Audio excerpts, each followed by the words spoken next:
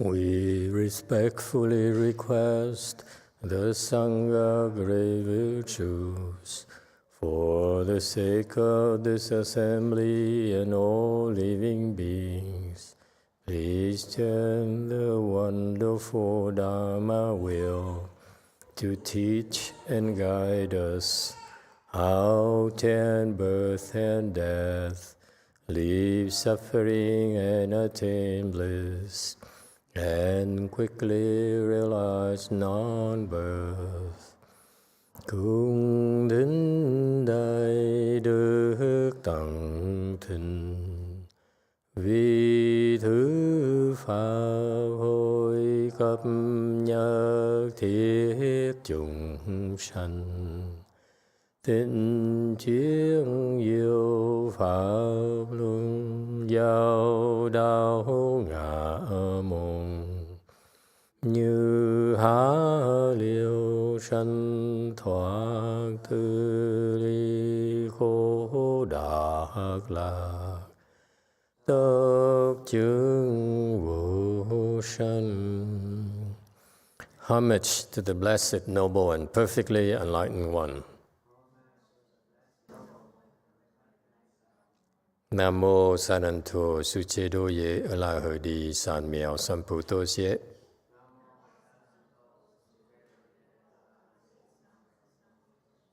Nam mô Tadaktha Toya Daya Alahade Tamil Tamboda Toa.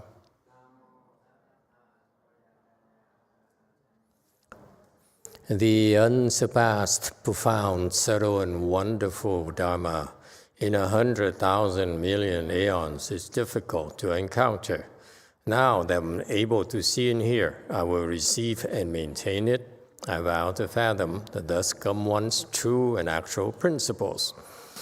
Wu sheng sheng sheng wei miao fa bai jian wan jie nan zao yu. 我今见闻得受持，愿解如来真智义。Buddhas and Bodhisattvas, Great Master Jingliang, Great Master YongHua, all monks and nuns, and all good advisors, Emitofuo. 诸佛菩萨、精良大士、师父上人、各位持戒人、各位善知识、弥陀佛。Chư Phật Bồ Tát, kính thưa Thanh Lương Đại sư Hòa Thượng Kim Hóa, quý thầy cô và quý vị thiện sư thức A Di Đà Phật. Hello everyone, today is 27th of March 2022. We're here to continue discussing the first chapter of the Avatamsaka Sutra. Welcome and thank you for coming.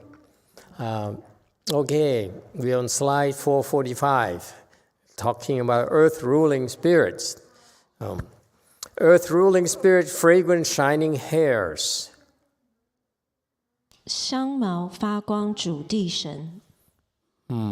So this earth spirit here is in charge of the scented grass and plants, and particularly the kind that emit fragrances. And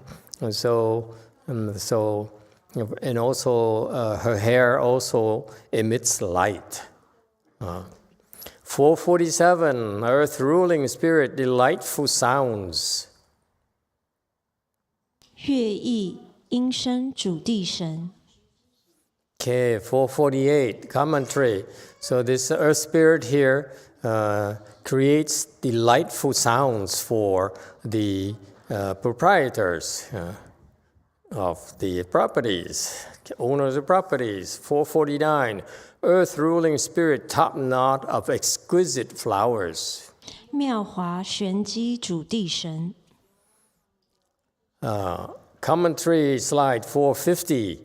So here he has on his top knot, her top knot has lovely lotus blossoms arranged in a circular fashion and forming a jewel top knot.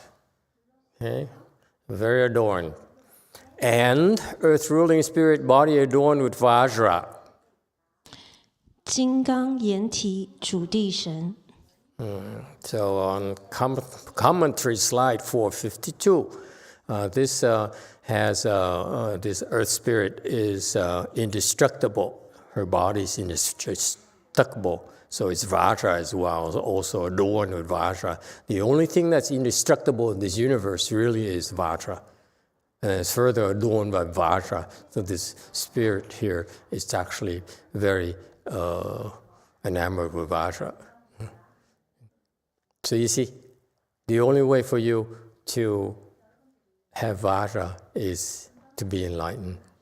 So therefore, all these earth spirits are actually bodhisattvas. There you go. And let's see, just for the heck of it, I'm always curious about, I'm more interested in an overview of things, and I see why these, how they came about to be earth spirits, and as earth spirits, why are they earth spirits? What are they supposed to do, right? So let's see.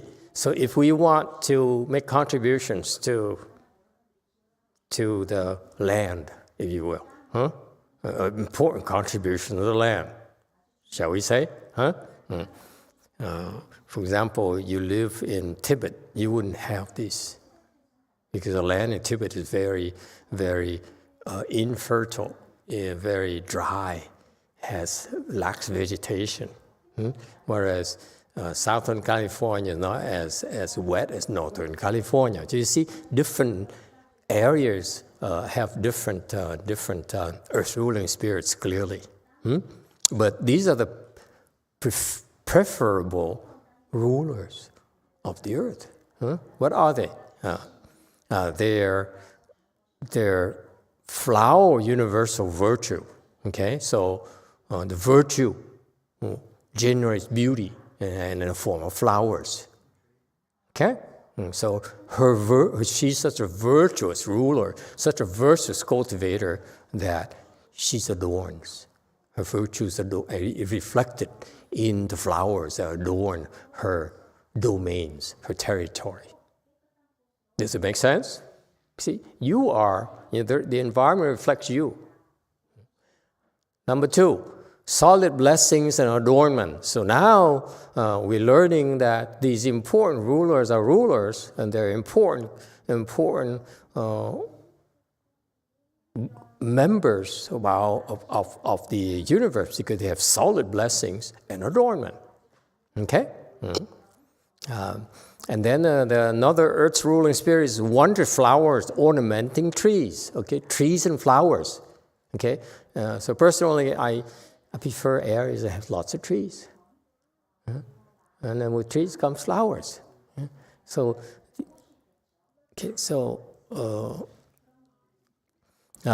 scattering a myriad gems. So, the terrain must have gems to be of value. Like, whatever gems are considered gems. Okay, and contemplating time. Why?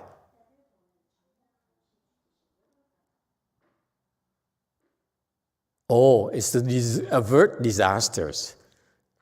You contemplate time to avert.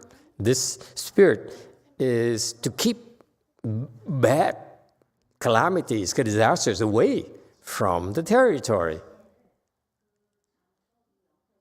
Think about it. So must we.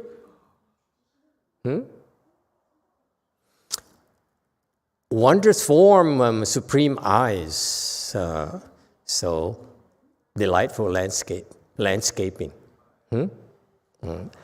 Shining hair, fragrant shining hair. That's what we have to learn today. Shining girl. So the fragrant grass, fragrant trees. So you not only have sight but you also need the fragrance as well, and sounds. Now next you have sounds, and then we have arrangement. The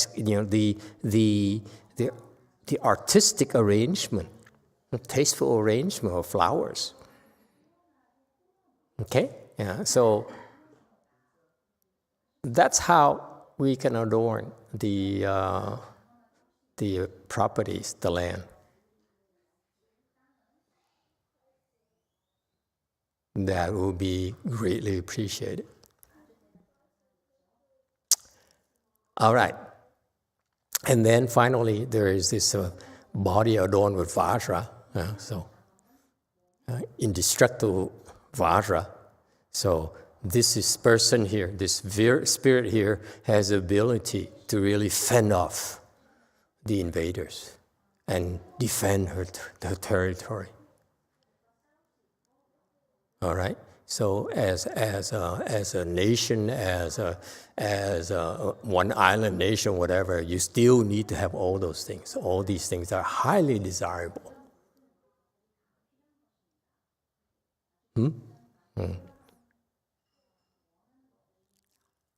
All right, 453. These and others acted as leaders, and there were as numerous as motes of dust in all Buddha worlds.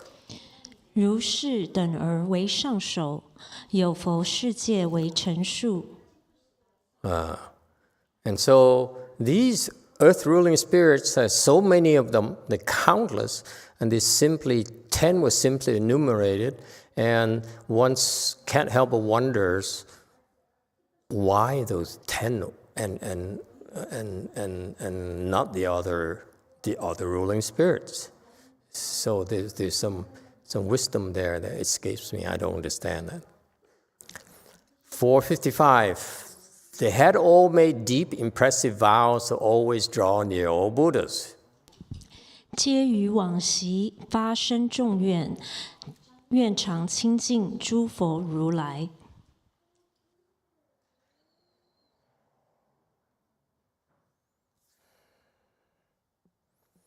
Okay, 456. How they got there? They got there by having made deep, impressive. And that's tripped me a little bit. Impressive. You don't make impressive vows. It's a strange way of translating chung. What's chung? Chinese people help us out. Korean people, Asian people help us out. More serious? Serious, heavy, meaningful, important, consequential. Yes. But not impressive. Who cares about impressing others? It's for marketing people, sales people to try to impress others. We cultivate, you don't need to impress others. Actually, we prefer that others are not impressed at all. So the translation is weird. Yes, too.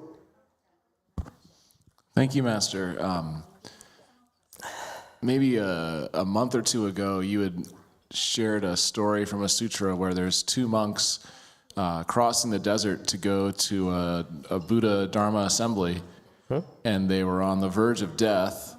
No. Just Buddha assembly, but they crossed the desert to go listen to the Buddha speaking the Dharma. Thank you. Not just any Dharma assembly, it's just the Buddha speaking the Dharma. Thank you. So, and I guess they came across a bug or like some kind of insect in the desert, and a skull. It was so dry that lots of dead animals, and they found a skull that collected dew or moisture. Okay. Maybe I remember the story a little differently. I thought, because one of the monks said, well, I took a vow of no killing, so I'm not going to eat the insect. Right, so they have to drink the water in order to avert death by asphyxiation. I mean, no, by thirst. And then one monk said, how I remember the story. Should I tell the story to you again, sir? It feels like we're talking, maybe two different stories. Yeah. One monk says, Mary Joseph, give the microphone to me. Do you remember the story I'm talking about? Yeah, that's the same story. Am I making this up? No, you're just a little bit off, that's all. It's typical. Because one of the monks said, no, I took a vow, I'm not going to eat this insect. Yeah, because what happened is, I'm sorry I didn't make it clear, excuse me.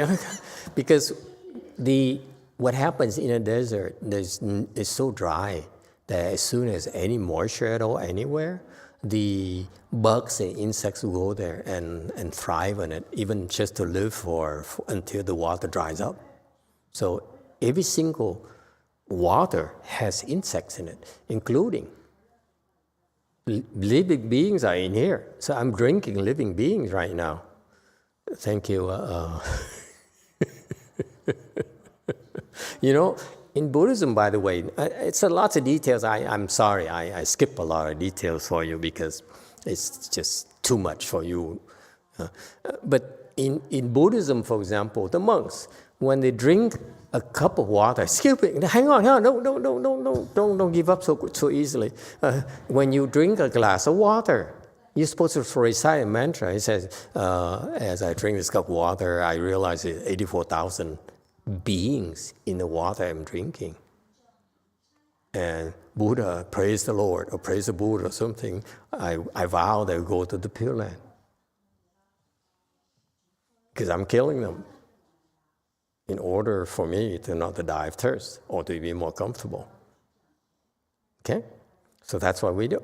So in the desert, there are lots of because of that dew and water or rain being collected in those crevices in the skull that they found, so that the monk was so happy that he grabbed it and said, water. So he's going to drink it. He was about to share it with his companion.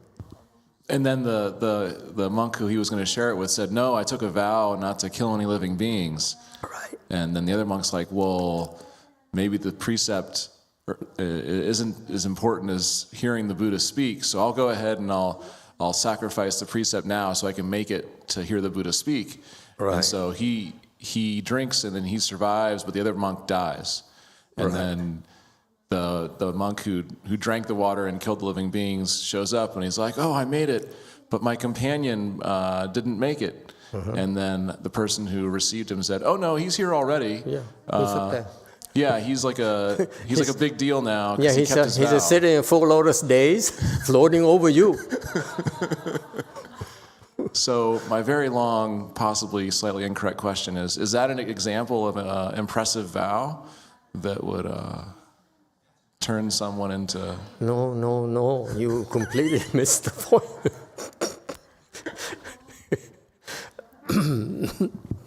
Ginny, talk to him. No. Chung vow here is not impressive. It's a bad translation. It's just cultivators are not supposed to try to impress. Okay, especially these people who made it this far and became an earth-ruling spirit. They're big shots, let me tell you.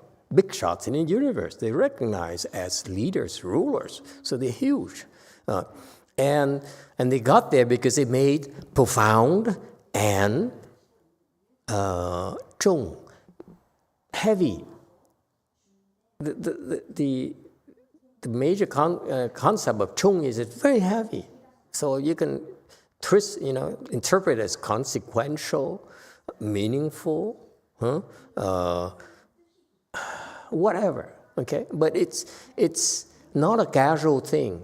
It is something significant, like trying to save the environment, something that affects a lot of people. Remember, these earth-ruling spirits ended up ruling over the earth. It's a huge area. And therefore, they had to establish very tremendous merit and virtues in order for that to happen. It doesn't happen because they inherited it. It doesn't work like that in our world. Every single generation must earn it. No such a thing as I'm a ruler now, I pass it on to my son. Or my daughter. No way. Every single generation must earn it. Okay, so the chung here is that he saw some need that arose, there's an opportunity to make very significant contribution, that's chung. Right? Very heavy duty, if you will.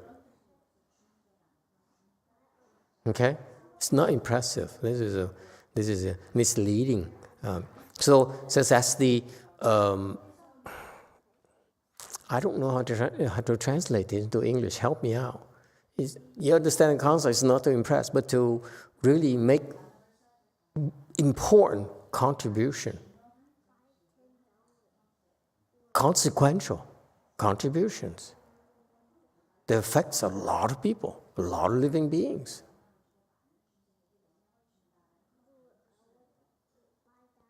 Why you look at that, me and that? You're the English-speaking people? Yeah, too.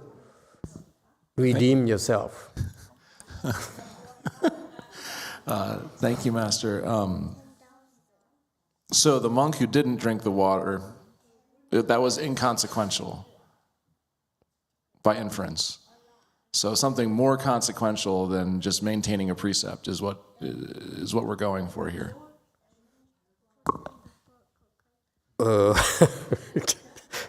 Why are you so fixated on that skull thing there? I guess just like, as like a humble Westerner with a very small understanding of these concepts, that's a pretty impressive vow to maintain in the desert, It's consequential to me. It's not consequential to thousands or hundreds of thousands of people, though, right? Because like one dude dying in the desert, whatever, but still like a significant choice to make. You're right. It's consequential. It's impressive. It's true. Such behavior, such faith, if you will. It's not. If this is more, that story tells you more about that monk. He says it's not simply to impress, but it's about I believe in what the Buddha taught me, and I will, as the Buddha taught me, I will sacrifice my life in order to keep the precepts that those precious gems that were entrusted upon me, because I now represent precepts. So he said, for that, I'm willing to give up my life. And that's really the profound, the impressive part, if you will, to you Westerners. But actually, it's to us, it's not impressive. It's just that this is a heavy responsibility, something we do that we carry in our shoulder that's very heavy burden for us, in addition to being consequential. You see, consequential is that it affects others, benefits others, affects a lot of others besides yourself. But it also carries the meaning it's very heavy. It's difficult. It's not pleasant for us, if you will. So that's what chung means in this case. So he made these vows, who are heavy duty. They are have vast and serious consequences that are beneficial to others. Okay, so I don't know how to translate it. Certainly not impressive. Yes, Mary Jo. Master, I keep thinking of the word impactful. Impact, there you go. But impactful is still not quite there yet. Okay? Impactful is like, when you mention the word impact, I'm thinking of a power drill. Impact power drill. You know what I'm talking about, huh, Daniel? Yeah. The two kind of drill, the drills they go like this, and the drills go like this, and boom. They go like this, and boom. Impact drill.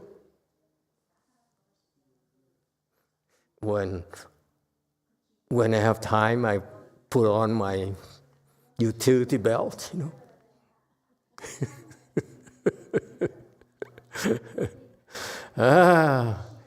Brady is so impressed.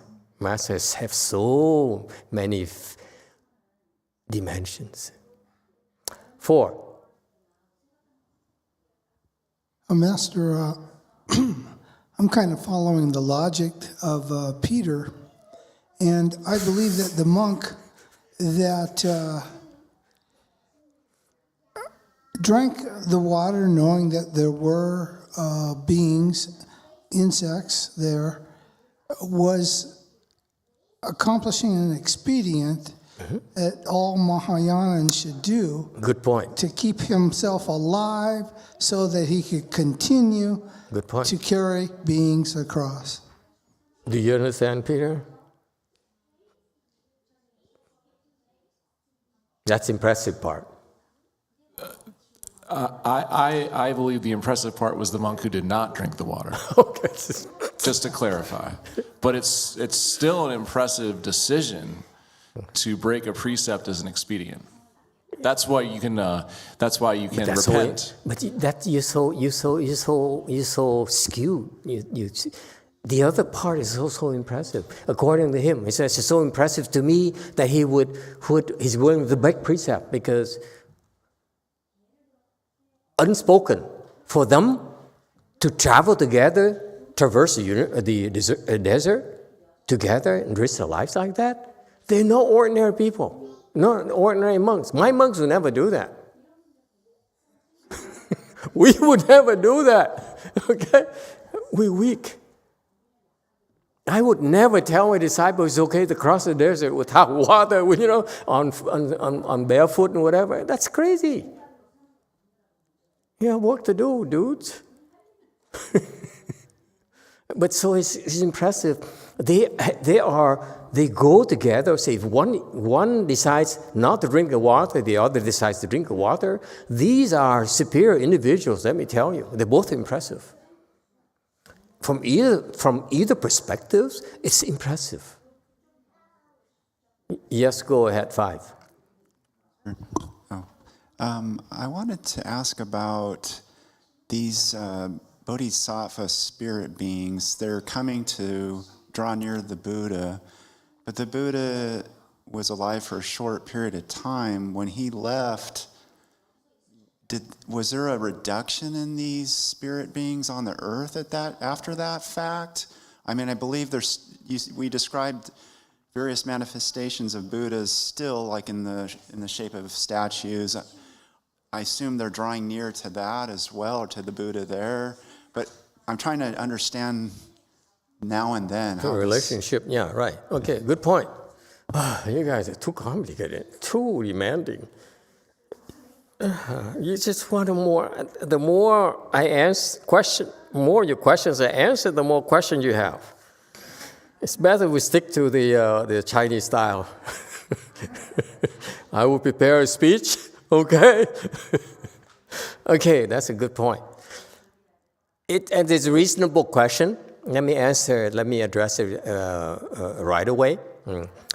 There's a parallel.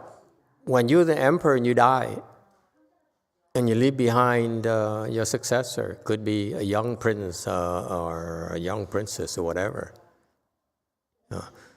So the old officials still continue to carry on. Right? So same thing, these earth ruling spirits, they have their duties, they have their responsibilities, and that transcends the Buddhas, by the way. They're not depending on a Buddha appearing in the world. They have a job to do. They're responsible for living beings who are dependent on those earths, okay, those territories, and therefore they have to perform their duties, fulfill their responsibilities until they die. No differently from a Buddha having to fulfill responsibilities as well. We all have to do our jobs. Okay? Yes, 9. And we come back to these 2 points of these people, the impressive points of these people. It's very good points, by the way. 9. From Jane, are bacteria considered living beings, sentient beings? Yes. Bacteria are also living beings. Not sure you can call how you're going to measure their feelings and so forth, but they're are they cells or are they living beings? I'm told, for example, viruses are really not living beings like cells. No? And that would generate bacteria. But viruses are basically cells.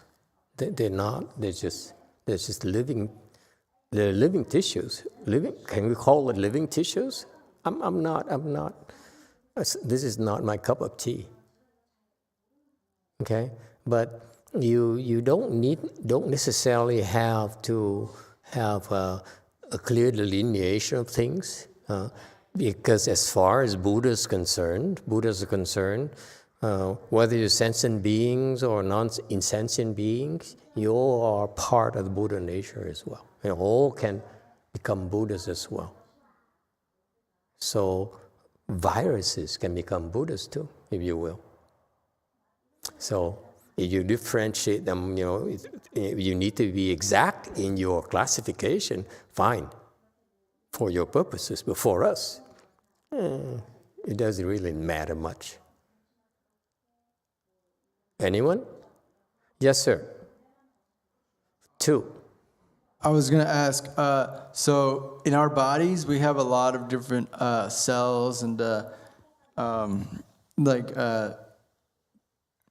I don't know exactly how to explain it. I know we have a lot of different bacteria in our body and things like that that is connected to us. Are those individual life forms, or is it all just us? Does that make sense?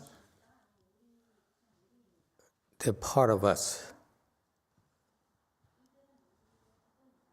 So not every little bacteria and things in my body that's alive, all the germs and things, it doesn't have its own individual Buddha nature. It has my Buddha nature. Does that make sense?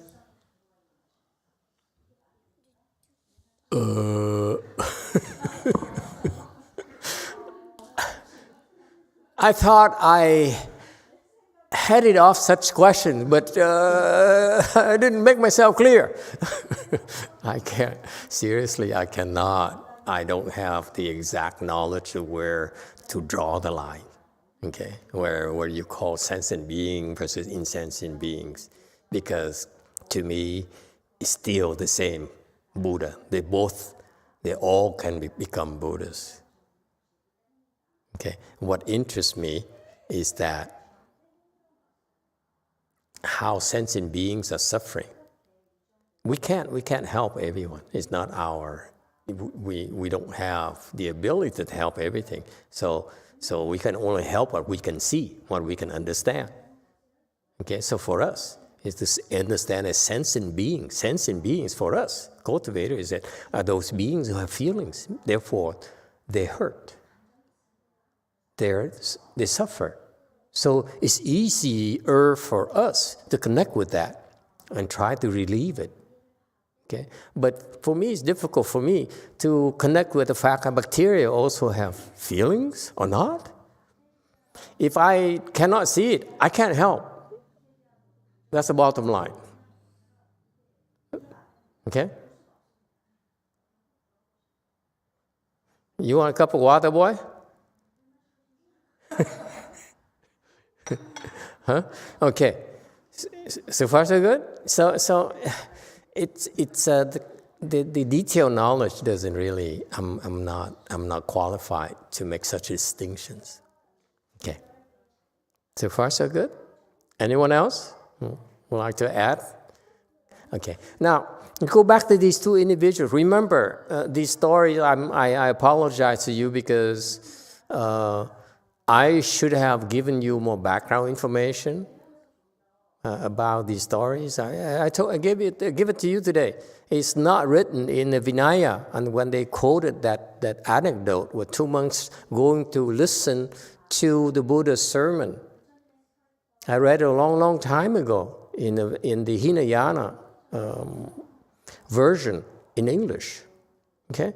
And later, Master YongHua repeated the same anecdote in Chinese. And I didn't care, I didn't know how it was translated. But the point here is that story here in the Vinaya is very, very fascinating because it's very short and yet it has a lot of assumptions, a lot of background information you don't know about. I just gave it to you. 2 monks dropping everything, okay, and traverse the desert barefoot, unprepared, because all they heard is that the Buddha are giving a sermon, speaking Dharma in such and such a place. I said, oh, it's our duty to go and listen to it. Period. That's what we taught. So you see, the faith of these 2 individuals, for them to be able to drop everything and risk their lives like that, these are serious cultivators. And somehow, when I first heard about it, my impression, I have a disdain for the guy who drank the water. I admit to you. Okay, I said, impressive. Now Braid look at it as impressive. See? So, but for a person like myself who didn't know the Dharma, who has some problems, like manic, okay? You read the stories, and if you read it wrong, if you are not given the proper background information, you commit offenses. I committed offense of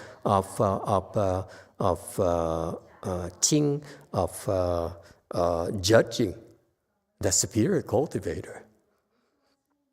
Okay, so I apologize to you. I should have given you more information. So these 2 individuals, these 2 monks, are superior monks. Okay, and they went there, and so now they have a choice.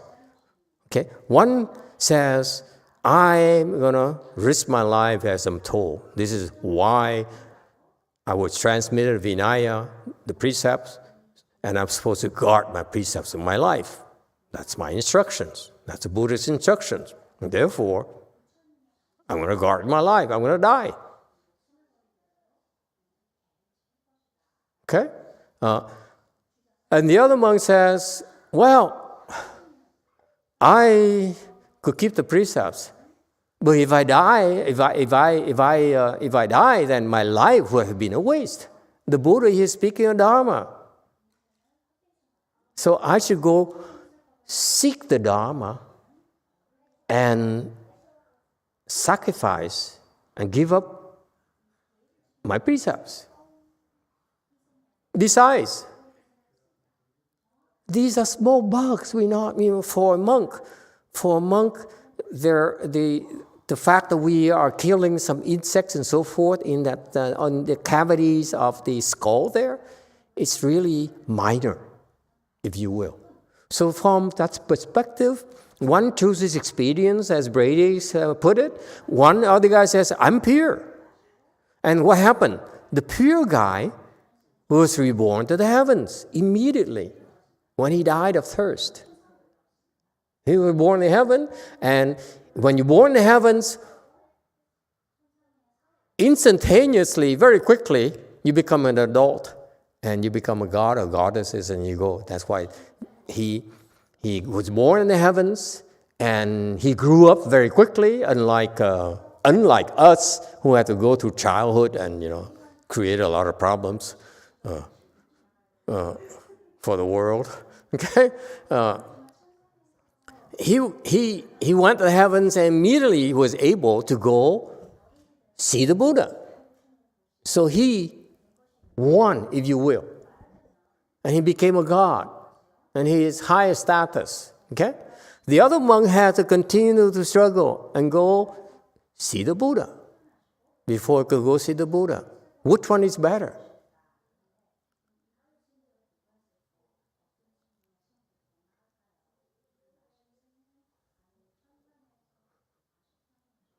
This one has an opinion for sure. Which one is a better cultivator? Mô Phật và Thầy. Thì cái người đó nó đã hết nghiệp, Thầy nó đi tới gặp Đức Phật. Thì cái người này còn nghiệp đó, Thầy phải đi thêm một con đường, đoạn đường nữa. Thì hai người đó, một người trước người sau, là một người trước thì nó gặp Đức Phật trước, người sau Thầy cũng được gặp được Đức Phật nữa. Thì cái nghiệp dài với nghiệp ngắn. Mô Phật.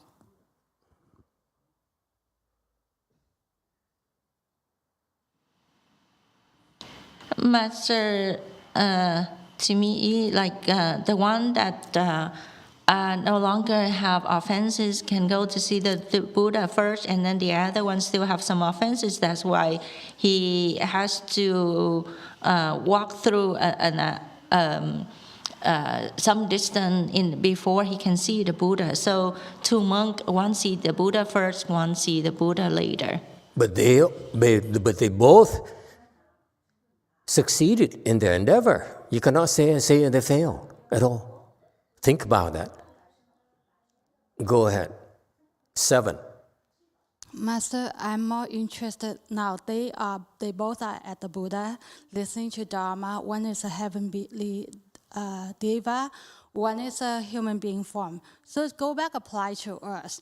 Is it better for us to cultivate in the human form right now and get better result, or is it better to cultivate as a deva? Which one will take us faster?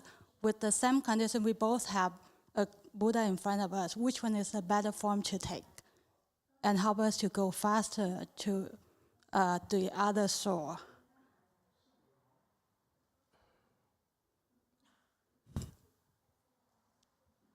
Go ahead, answer her, the boyfriend. Don't answer her, ignore her. Okay, I hear you. Give him a microphone. Yeah. 1. As a Catholic perspective, I'll see both as equal because they just chose different paths to see the Buddha.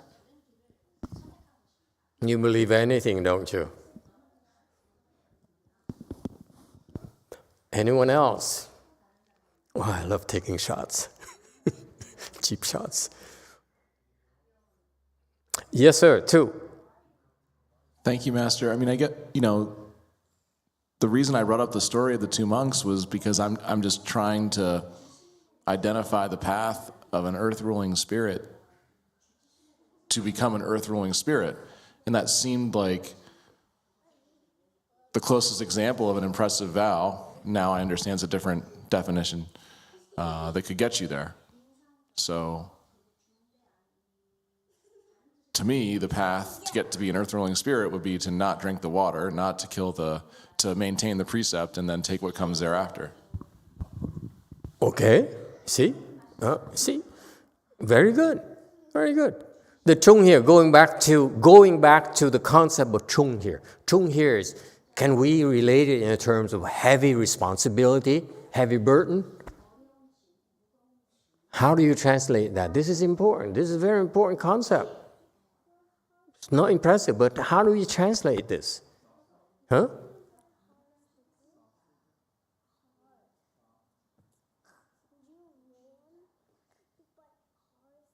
Think about it, okay? Because to me, chung here is that he's gonna carry a very, very heavy load.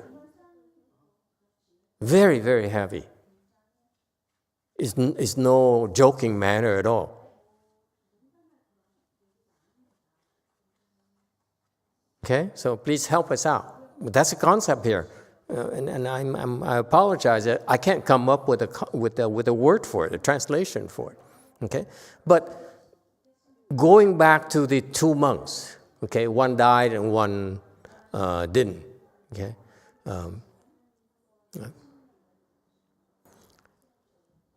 We don't know. My point here is that Master YongHua, as well as a lot of monks and nuns teachers, they look at, they use anecdote in order to illustrate the fact that you're supposed to keep the precepts, and they admire the monk, and they laud the monk who kept the precepts and died for that. Okay? That's the essence of the spirit of the Vinaya, of practicing Vinaya. You would rather give up your life than break the precepts. And that's important. Okay? So we need to understand that. So it's a big illustration. But it's not up to us to judge the other. I disagree. And that's why I apologize to you. I admitted to you that I used to look down upon the monk who took who drank the water in the skull because you're so weak. But this is only from the perspective of the Vinaya. Okay, but it's not up to us to be judgmental. That's wrong to be judgmental. Who are we to judge them? Because the bottom line, based on her question here, is how do you decide which one is better? They're both impressive, if you will. You cannot say that one is inferior than the other. I would disagree. From the perspective of Vinaya, one is better than the other, yes. But not from a cultivation perspective. Yes, 4. Well, you kind of put me to a standstill there, Master. But what I was going to mention on behalf of essentially which is better, saving the insect or saving your life to bring people across into Buddhism, I'm just wondering what kind of analysis King Yama would make. You saved some insects, you saved your life and brought many people to Buddhism. Good point. The bottom line is that what is the result and the result of those two paths? Does one end up better off than the other? Then you could say the one is more preferable. To me personally, okay, it's a matter of personal choice. You cannot look at it from the perspective of a lifespan only when you die and so forth. Okay, and you stop there because there's a lot more going on beyond that. There's more after you meet the King Yama or you go to the heavens. Okay, for example, the monk who went to the heavens, he went and saw the Buddha first. True, but let me tell you, once he saw the Buddha and listened to all the Dharma, his chances of cultivation are not as good as a monk who survived and drank the water. He has a better chance to ascend and make progress than the guy who went to the heavens. That's a fact. So who are we to judge? And that's where I feel that the Chinese way interpretation is one-sided. Because they say, oh, Vinaya, Vinaya. Frankly, I don't care. As long you get up there, however path you take, that's all that matters. Case in point, I went to Taiwan and tried to learn precepts because first thing I learned when I became a monk is that you got to learn precepts. And I said, okay, let's learn precepts. Where do I learn precepts? Back then, the only place was in Taiwan. Okay, so you went there and you have a set of books written in old Chinese that only few people understand. Okay, and it's impossible to keep them all.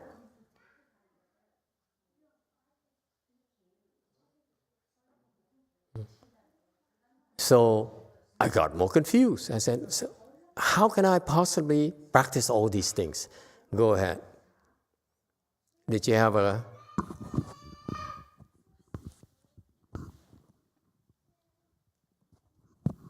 Mô Phật bạch thầy, giống mình lấy cái ly nước lên đó, nó có những con dây chùng đó rất là nhiều. Rồi cái con mình đó, cái nước đó mình nấu nó chín đó, thì những con dây chùng nó chết hết rồi. Đó. Rồi mình uống cái nước mà thường đó thầy, có những con dây chùng sống thì mình cũng uống nó, hai cái đó làm sao mà mình phải giải thích. Mô Phật. So, Master, in the water, there's a lot of bacteria. So, if you boil the water to drink, when you boil it, all of the bacteria die.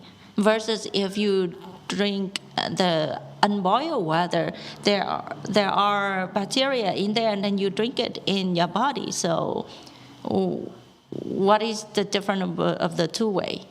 Okay, the difference is that you boil the water and I don't.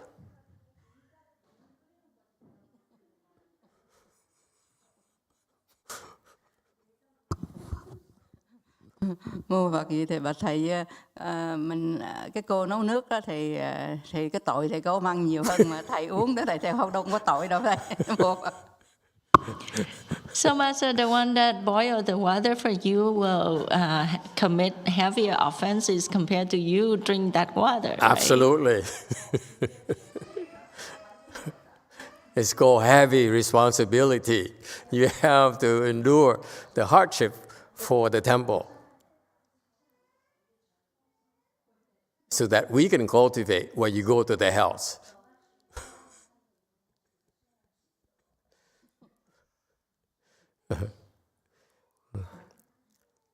So let me finish my point. So you have this Vinaya, the Buddha taught, that is so detailed, instructions about so many aspects of life, a lot more detailed than Quran, for example. So much more detailed. It's incredibly detailed, okay? And it's fascinating why those details came about. It's beautiful. Intellectually speaking, when you research Vinaya, it's so stimulating. Like law, even better, law. Law is very, very intellectual, And the Vinaya is even more intellectual than the law. It's so beautiful, okay? But how are you going to cultivate it? You're going to spend your entire life studying Vinaya, you still can't really grasp it. So Master Xinhua did something that we should be so grateful for. He simplified it. Instead of asking his disciples, my generation, to go and study Vinaya, all of it, okay? He says, observe these. Never mind about the others. Observe these. So, of all the Vinaya the Buddha taught, okay, his disciples only observed a small subset of the Vinaya. And that's enough for them to make it. And that's wisdom. So what do? Brute force, pure, totally pure, or expedient? And what I'm trying to point out to you is Master Xinhua chose expedience.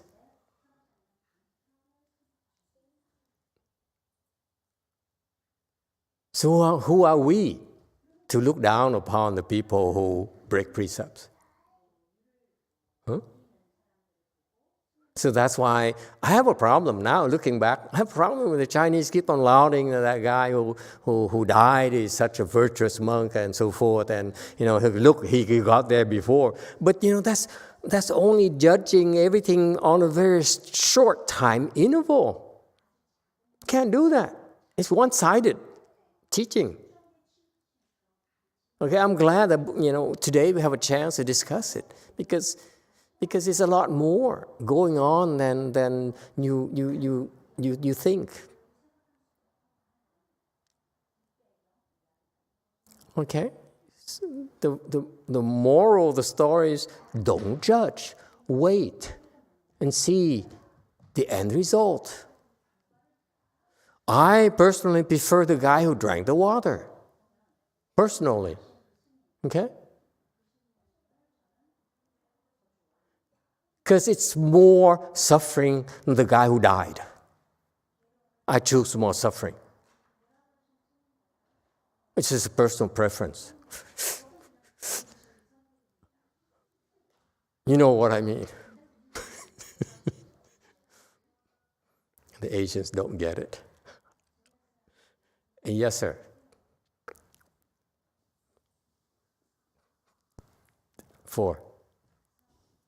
I'm just very curious, but I was wondering why they didn't prepare themselves before going to see the Buddha so they could see the Buddha together. Like, if I was me, I would just prepare to cross the desert in a more,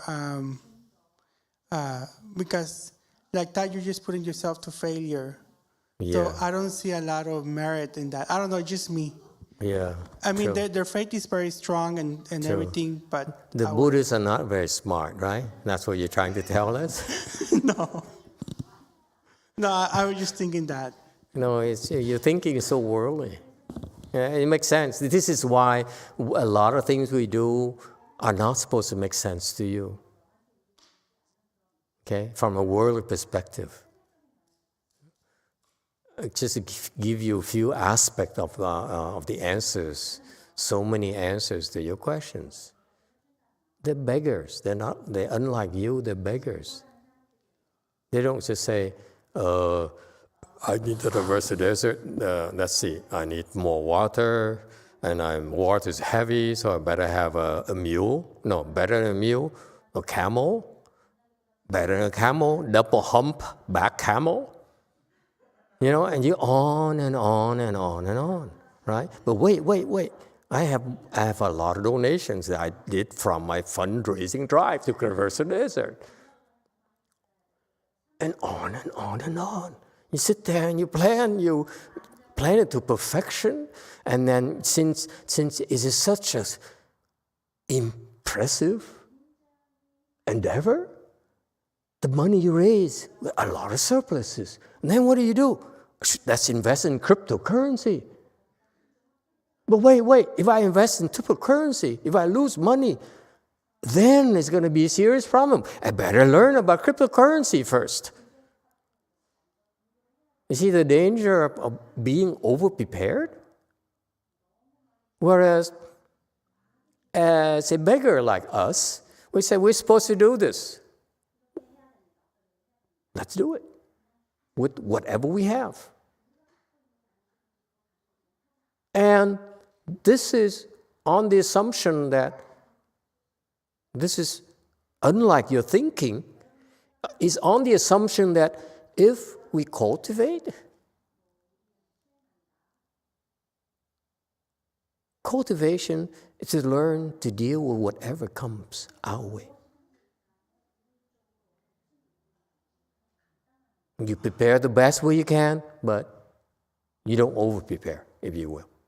Okay, and there are Dharma Protectors, there are a lot of things that will happen in the cases where in those two monks, the Dharma Protectors chose not to intervene and see what they're going to do.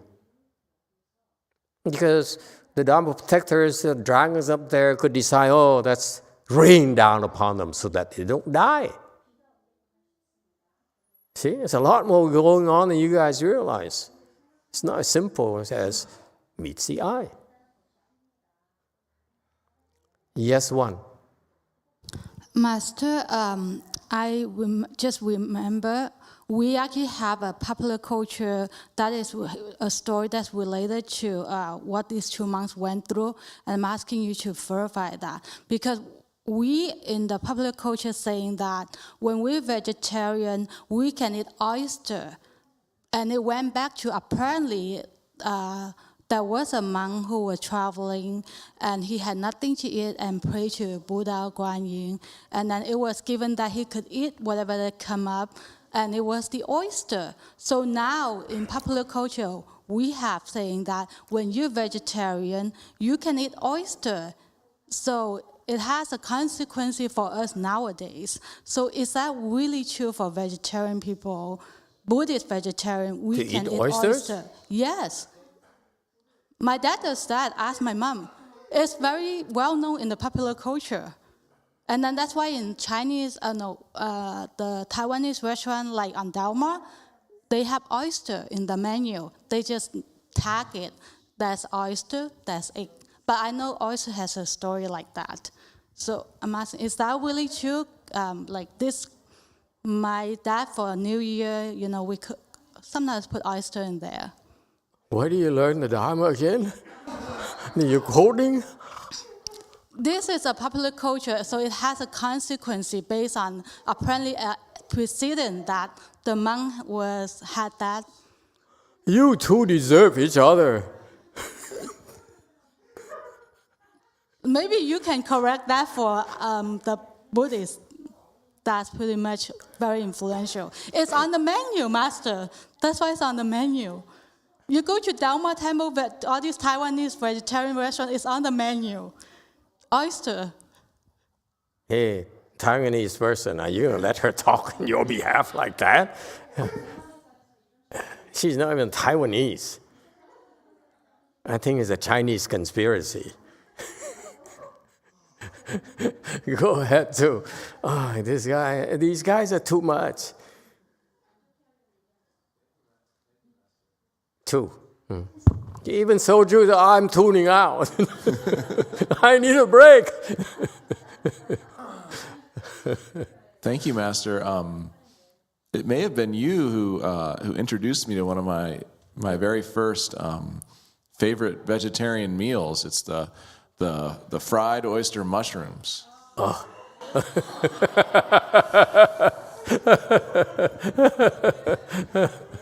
So good.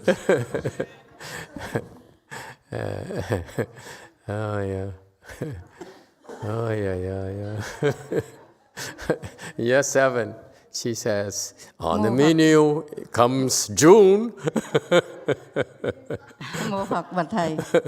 Thầy cô này có kể ba cha cô này để ăn chay. Thầy ăn chay tốt đi. Thì con hào này đó nó muốn cho ông này con hào này nó cũng bố thí cho ông này ở đây ăn chay để con hào này nó đi giảng sanh trước hơn cái ông này.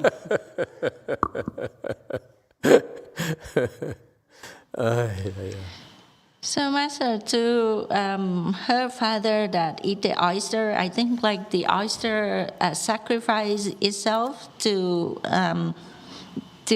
feed the father so that the oyster can get rebirth earlier, faster.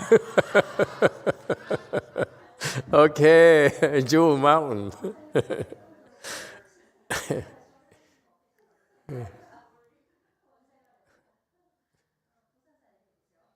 네, 세라님 메시지 확인해 주시면 됩니다. 네, hello 마스터.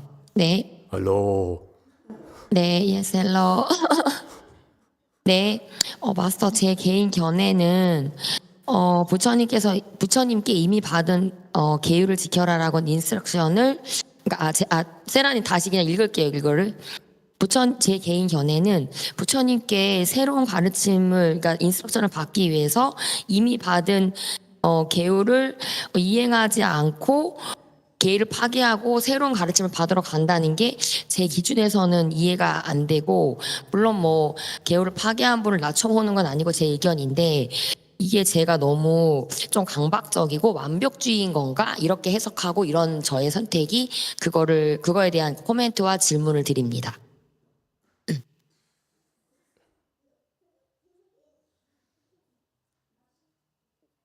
Master, my personal opinion, I'm not putting down on anyone, but basically about this two... How is it possible? She's not putting down anyone. 아무도 낮춰보지 않는 것이라고요. 어떻게 가능합니까, 주민님? When we talk about these two monks who crossed the desert, in order to learn a new instruction from the Buddha, they actually didn't follow the old instruction, which is the keeping precept. I don't understand about that choice, not keeping the old instruction, keeping the precept. This is just my opinion, but do you think this is too, am I too perfectionist? Okay, and that's a very good question, by the way. Very good. But do I have to answer it? Today?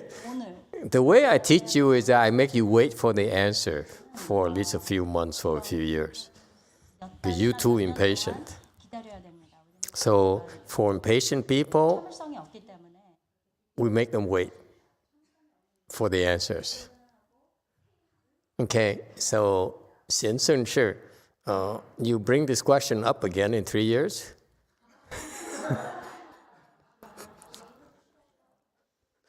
Unless someone else would like to ask a question.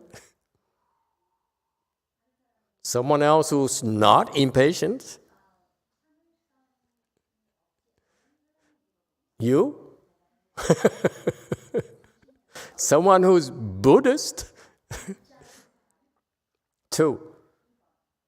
Thank you, Master. I mean, I did wait a few months to come back to this, so maybe I'm qualified. Oh, you're qualified. Okay. I think the question Hankook Saram is asking is also the answer.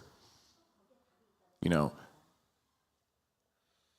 confronted with the choice to maintain a precept or not during life and death is the question you have to answer for yourself. And you're seeing 2 examples of how 2 different impressive monks answered that question for themselves in that moment. Okay, very good. 5. I guess thank you, Master. I was wondering if I would answer the question by asking a question, and that is, if you follow the Vinaya and the precepts exactly to the letter, is that always the middle way? Sometimes it is. Sometimes it isn't. That's why it's called a middle way. Sometimes it's very important for you to sacrifice your life. It's a very good point, by the way, he's making for an engineer. That we are supposed to be practicing the middle way. So why are we always so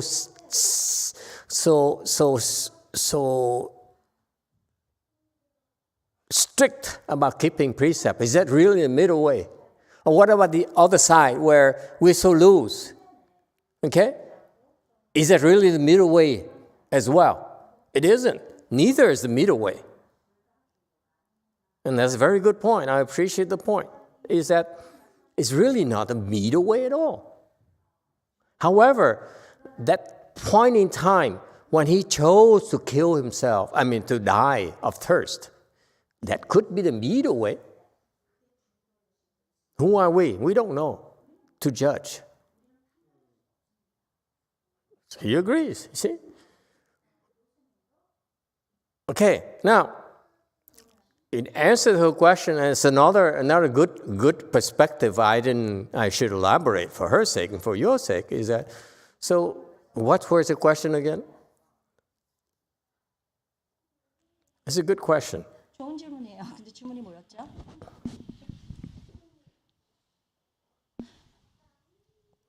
In order to receive a new instruction from Buddha, they didn't keep the old instruction, which is precept.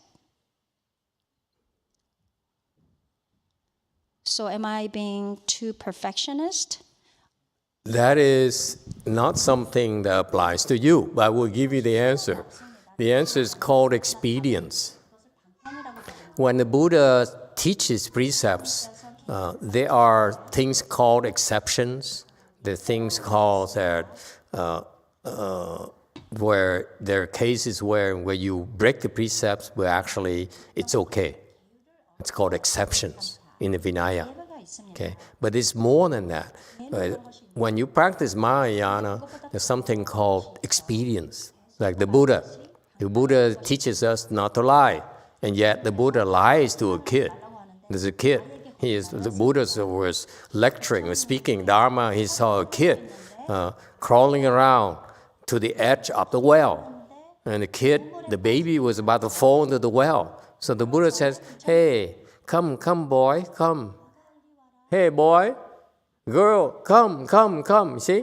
And then, so the girl looks over to the Buddha's direction. Buddha says, come, I give you some candies here. Oh, so the boy crawled, back to the Buddha. And that's what the Buddha did to save the boy's life. He could have used his spiritual penetration and lift the boy up and whatever, but no. So he taught us, he chose to teach us that it's okay to lie. You see that? That's the whole point.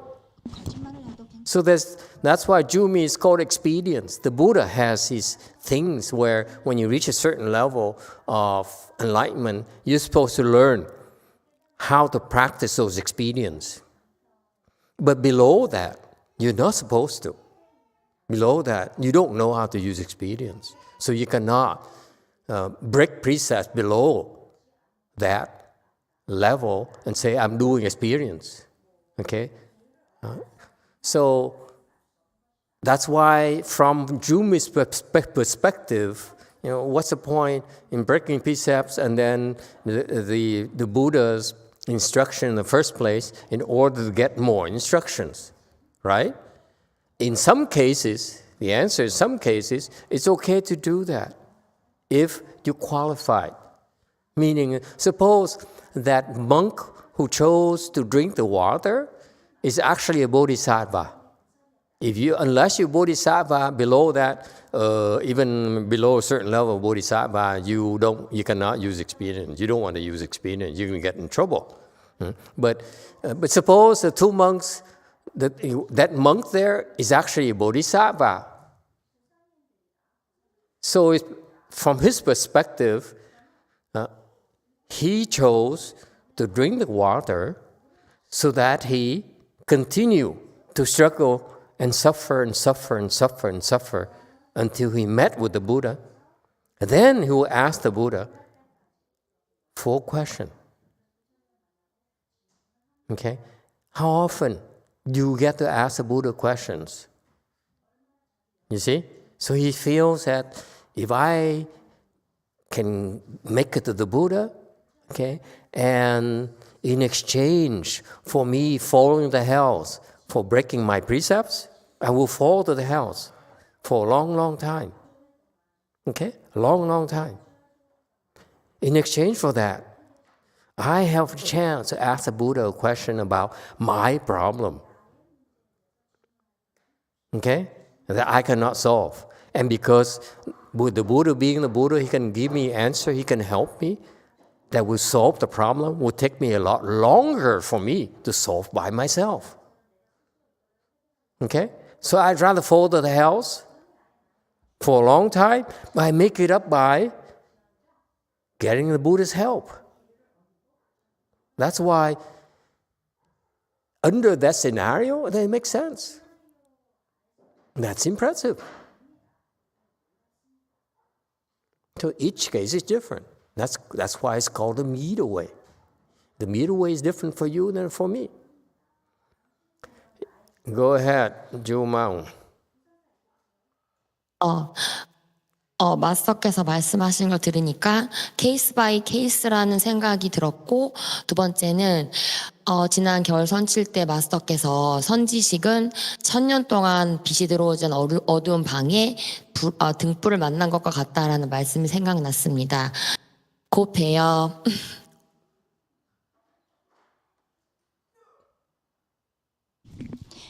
After listening your explanation, I realized that it is true. It depends on the case, individual case.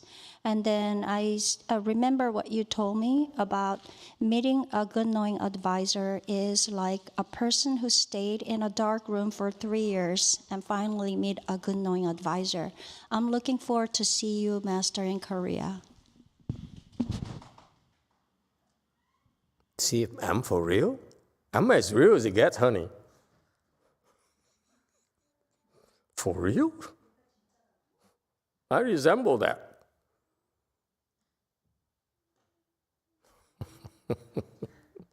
Okay, can we move on? Yeah, very good.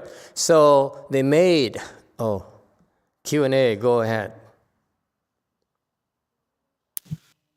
Master, I wanted to suggest some synonyms. Oh, where's that word? Yes, please other do. Word. Commendable and admirable. No, that's judgmental. Let's put down, and thank you for reminding me, let's put down, let's say between quotes, under quotes, heavy, until we find a better term. It's heavy. And you can slice heavy in whatever direction you want, however you want it. It's heavy duty, heavy responsibility, heavily consequential. Yes, too.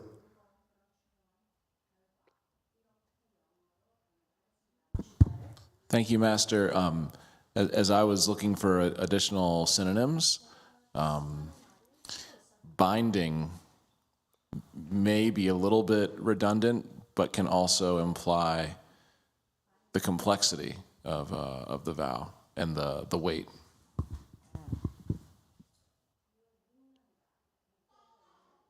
But then it adds all the dimensions that are not in the context of heavy.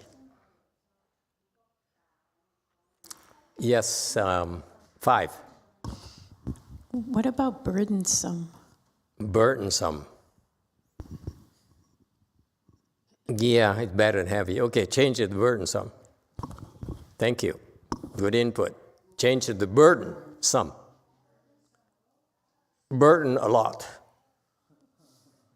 I like it better with burden a lot, but there's no such a word.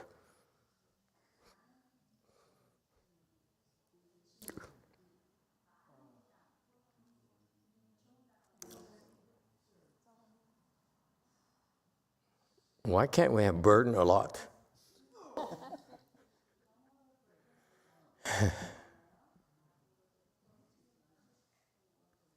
Okay, so slide 456. Interesting discussion today. So they made deep. We stuck on the word burdensome, okay? So the burdensome vows, very burdensome vows.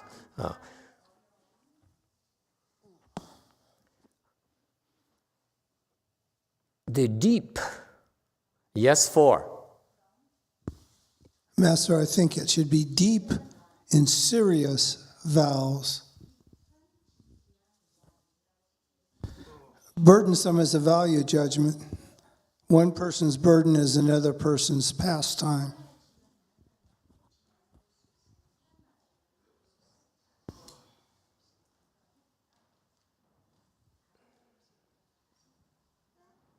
Seriously? Yes.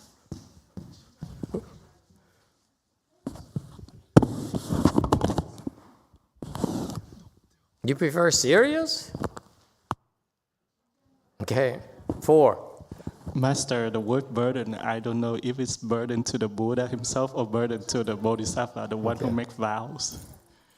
Which way to be burdened to? It's both. You know why it's both? Both because it starts first with the Bodhisattva who says, I'm going to carry a huge burden because I choose to carry this huge burden. And what happens, the Buddha says, oh, that idiot, now I have to help him. Because I taught him to make, burden a lot vows. And that's usually what you guys don't realize. You guys think, it's upon my shoulder. This is so unfair. The Buddha, why do I have to choose this hard path? No, because when you do that, Buddhas will help you. After you suffer enough.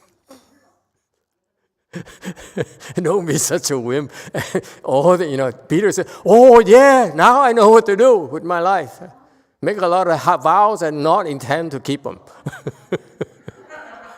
And my wife would take care of it. Okay? So they made deep. Deep is from the depth of their hearts that no one knows about. You know what I mean? They have these aspirations. They're so profound. They're so meaningful. And they carry it deep in their heart. They don't justify themselves at all. Deep here has a connotation, I've been harboring this profound aspiration of helping the earth. And no one knows about. And when people accuse me of exploiting the earth, whatever, I've been staying silent, never try to justify myself, because it doesn't matter. My aspiration is so deep. I don't need people to understand. You understand? It's deep here. I'm teaching you. The concept of deep here, the Chinese haven't explained to you yet. The concept of deep here carries the implication that you went through a lot of tests of being misunderstood, wrongly accused, misjudged, and yet you never give up on your deep aspirations. That's the difference. That's how you become an earth-ruling spirit.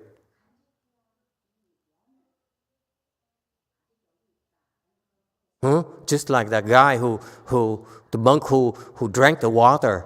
You know, he knows that Master YongHua and the Chinese will criticize him forever. You guys, you are such an inferior Indian monk. You chose life over purity. But guess what? He says, I still drink. Now, I don't care if the patriarchs accuse me or criticize me or judge me. I don't care. Let me be the bad example. Yes, too. And then Master YongHua will defend me. Thank you, Master. I'd also like to defend him. Well, you started it. I just follow suit. I accept that. The monk who drank the water wasn't choosing life and death. The monk who drank the water was choosing drawing near to the Buddha in this lifetime or not.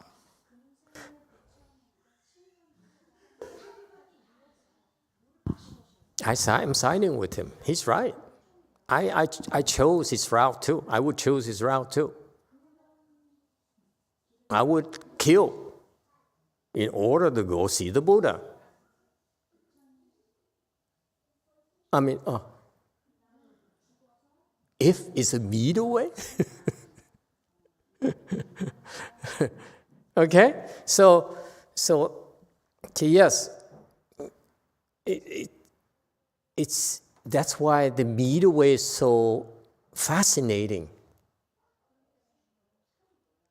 You cannot use one standard to judge a person's action as conforming to the middle way or not.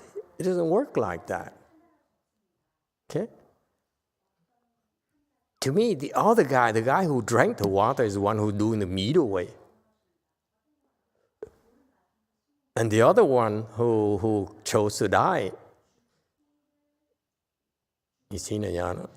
No, I'm kidding.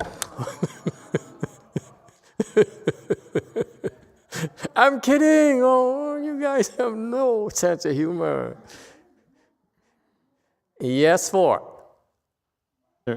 Master, isn't the one who died, become a god, have to bow to the guy that survived because Absolutely. The guy's still the monk? Yeah, that's the Vinaya, the story didn't tell that when that guy saw the monk who came later, he immediately went down from his days and bowed to him and said, oh, we finally made it. I'm so happy you're here. Yes, Q&A. You see how fascinating a Dharma is. You can slice it in so many different ways. That's called the middle way. You see that? The middle way is very fascinating. It's so many facets. You can look at it. Yes, Q&A. Master, per person and per situation, is there more than one middle way? Yes, more than one middle way for sure. A middle way for each one of you. Yes, I can't see the number. 7. Chúc bạn. Mô Phật và Thầy, cái này con nói thêm một chút xíu nữa. Cái ông Tăng này, ông chọn con đường này đó rất là hay này. Bây giờ mấy con lăng quăng ở chổng đó, để ông uống rồi mấy con lăng quăng chết thì ông thành Phật thì có mấy con này cũng theo hộ pháp ông.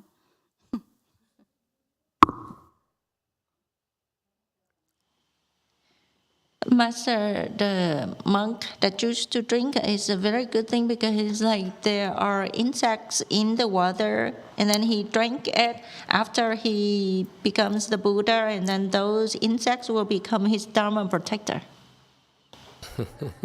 Q&A, these Chinese always looking for an edge. Master, I don't mean to harp. I mean, like, for one person, when faced with a decision or a situation, can there be more than one middle way of action? Yes, there can be, absolutely. That's why it's confusing. It's not the good no advisors, authentic good no advisors will be able to dissect it for you, whereas you who are not really wise, have no real wisdom, should refrain from judging others. 9. From Alex, why do I need to take vows when there are so many powerful bodhisattvas begging me to ask for their help so they can help me become a Buddha? Okay, good point. Why do you have to take vows?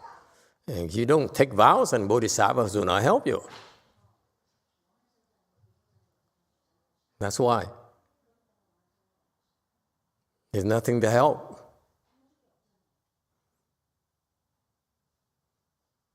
Yes, one. Master, isn't there something called the power of vow as one of the 4 infinite power? So when you make a vow, the power comes with that also. It's not that. It's not just that, honey. It's the fact that Alex should learn to stop discriminating, and he should do what he's told. There's a reason for those instructions. It's not for him to say, I choose this, I choose that. Okay? It's all a recipe.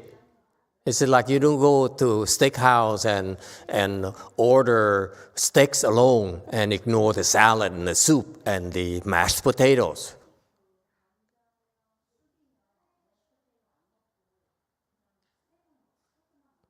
And that's not, of course, let's not forget the red wine. Yes, sir. Number 4. Actually, we left one of the questions unanswered, which I'm very curious now. So oysters are considered to be vegetarian? Talk to your girlfriend. I am refrained from making any comments. My only comment is, where did you learn that from? It doesn't sound Buddhist to me.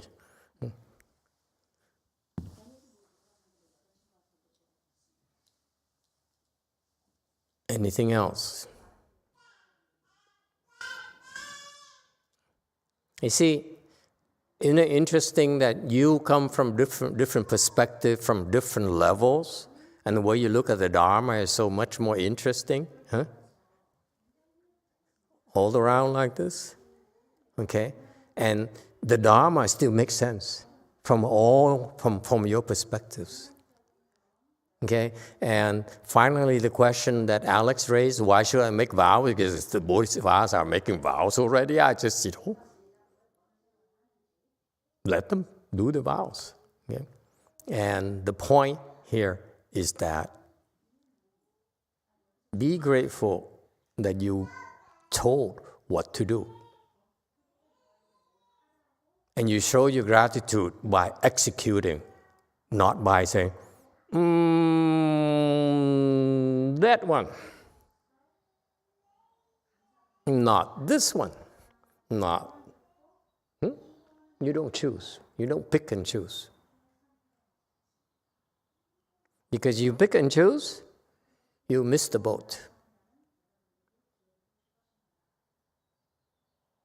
The reason being that you don't have enough wisdom to pick and choose. If you could, you should have been enlightened already, because you've been making wrong choices. Yes, 7. Hoặc bạch thầy giảng những vị thần này đó, có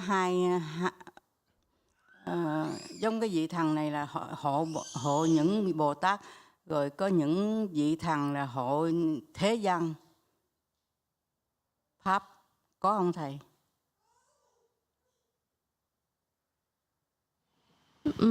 Master talking about spirit. There are some spirit that helping the Bodhisattva, and then there are some spirit that helping the world. Is that true? To answer that, look at that baby right there. The baby girl. How are you going to teach her about enlightenment? By starting with playing with her. So that's what the earth spirits do. Sometimes they use worldly dharmas. Sometimes, if you understand it's more beneficial for you, they will use transcendental dharmas, transcendental teaching. Sometimes a good no advisor will use Hinayana teachings, gradual teachings. Sometimes they would use certain teaching. It depends. So the worldly dharmas are inside the transcendental dharmas. They're not outside at all, in other words.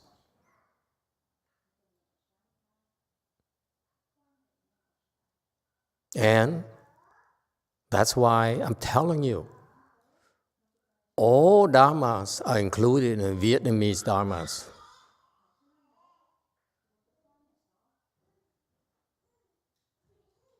That's a middle way. Yeah, go ahead, 7. Giống Ngài Hòa Thượng Tiên Hóa ở trong cái dạng Phật thành đó, thì người ta bỏ, ngày xưa thầy cũng làm ăn phát khá lắm, mà tới sau bỏ, tới sau không biết làm sao, mình cũng không biết nữa, chắc mấy vị thần nó mua nhà đi hết rồi. Thầy tới giữ cái đất đó để cho Ngài Hòa Thượng Tiên Hóa để tới để lập cái đạo tràng lên, là mấy vị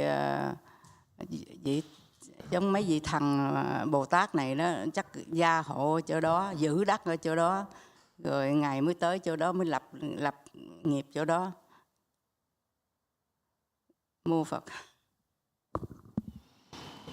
Master, CTTB before Master YongHua, but just the property, like long time ago, that place was a very good place, and then for some reason, eventually they couldn't make it, and then I guess probably all of the spirit moved out of that place, or they were only stay there to keep the property, so that Master YongHua can come over later on and establish a way place there. I will make a comment about your master, but don't quote me.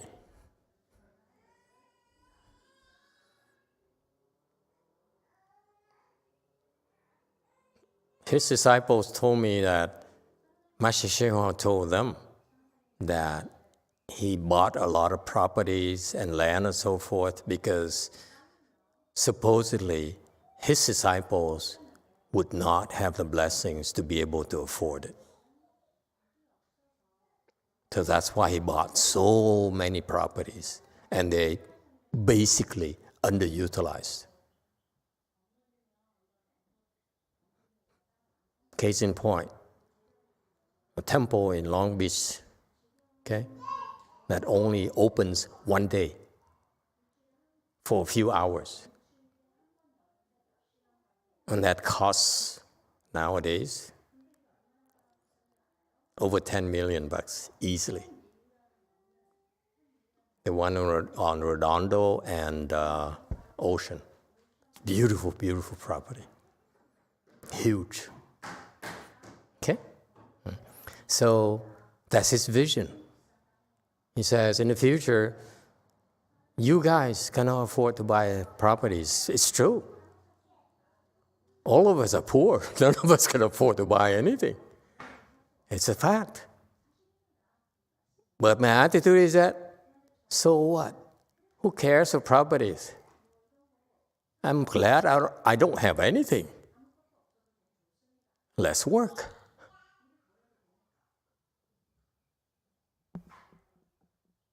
What makes you think I want properties? Let them have properties. We have no properties, it's better. I choose purity.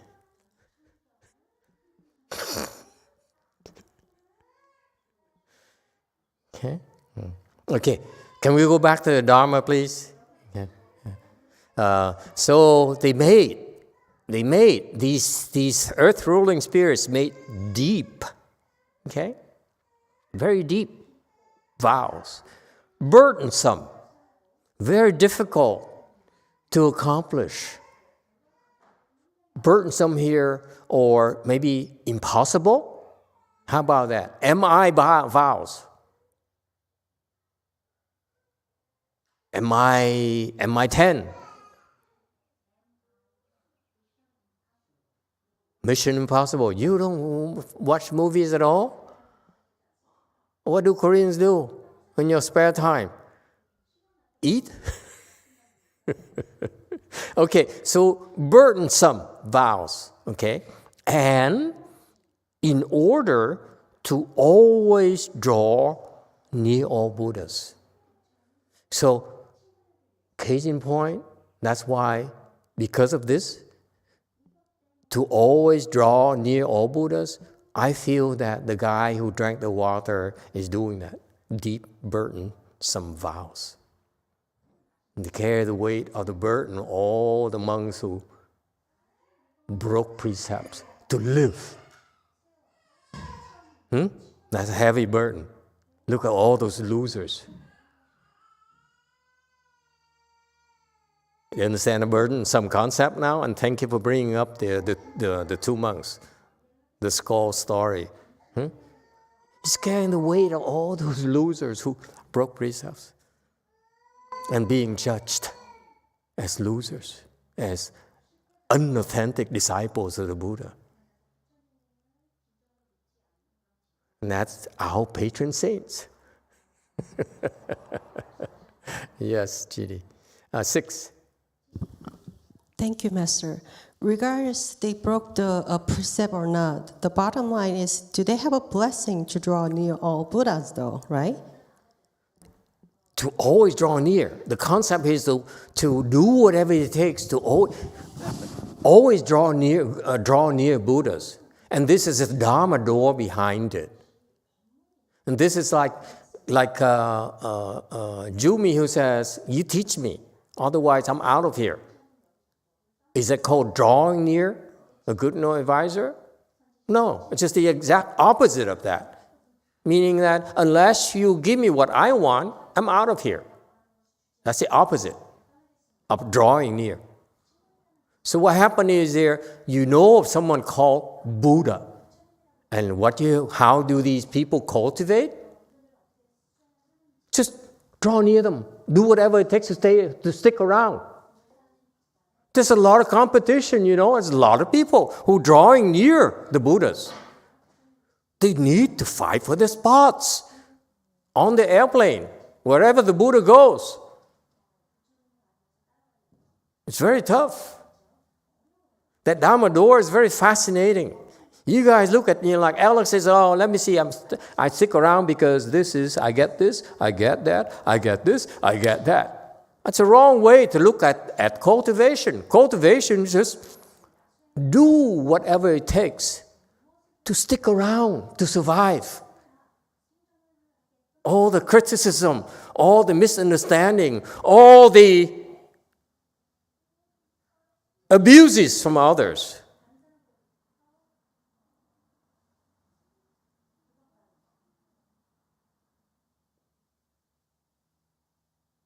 What does it say? You have to be successful. What does it say that you must buy a lot of properties? Huh? Why do you need to have properties in order to cultivate, in order to propagate the Dharma? Who cares? To me, if one person come, teach one person. 10 people come, well, let's look for property. And that's the middle way. You understand? You go from 0 to whatever. You don't say, I have a lot, so that a lot of people will come. You're assuming a lot of people want to come to you. I say what? Let them be Catholics, let them be Protestants, let them be Mormon, let them be whatever they wish to do. When they come to us, then we deal with them.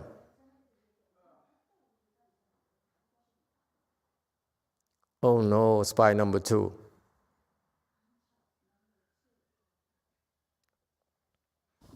You disagree? No, Master, I just have a very practical situation about this middle way that happened this morning. So I was finally able to make it to, supposedly, to your great compassion repentance and do the flower offering. Oh. Okay, but I like you already. something happened. Daniel decided, because his clients, the residents, were complaining to him that somebody's in the restroom trespassing. So they were asking him to, they couldn't kick him out, so they asked him to kick him out, and consequently, Daniel kicked them out, and I'm half hour late to the repentance. So now here's my question. So I'm very sorry. is it supposed to be, which one is the middle way? Just let the tenants suffer with the trespasser, ignore them, and just do what I can to come to be near a good knowing advisor and do my great compassion repentance, or help the tenants to release their suffering? Which one is the middle way, Master? What one do you choose? I have a very easy answer. Which one would you like?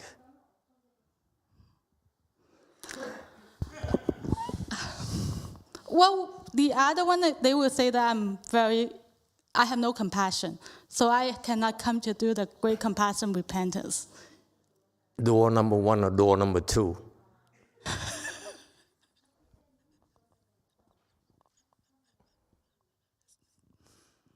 I have no wisdom to choose, Master. You choose number 3, of course. You don't choose, there's no middle way. So I have to pick one. Fine. Mm-hmm. Well, help the tenants first. Okay. You help the tenants, I help you practice that as a middle way.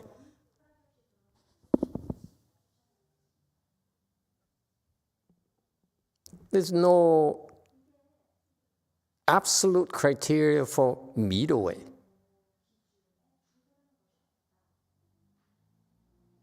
It is what you make of it. It is what I make of it for you. 7. Mô Phật bạch thầy, nhóm Phật thầy ra hoàng dương Phật pháp, thầy bạch thầy không có lựa chọn những cái gì hết, thầy để Long Thần hộ pháp chọn cho thầy. Mô Phật.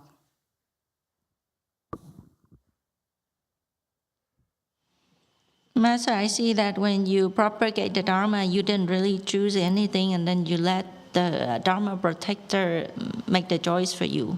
No. Wrong. I'm lazy. I don't even choose. Bởi vì thầy không chọn, để Long Thần hộ pháp chọn cho thầy ngồi chỗ mà. The only thing I choose is go to the Bahamas.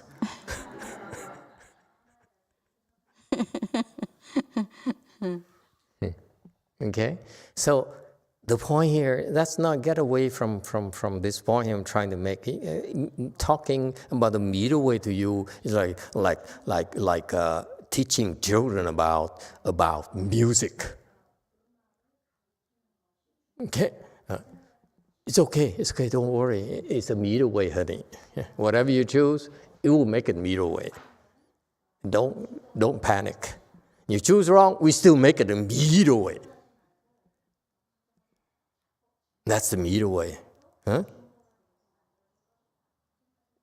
Ever heard anyone talk like that about the middle way?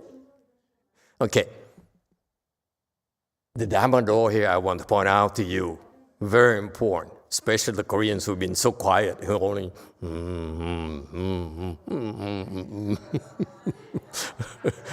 okay? No. Their objective is what? To always draw near all Buddhas. Always draw near all Buddhas. Okay?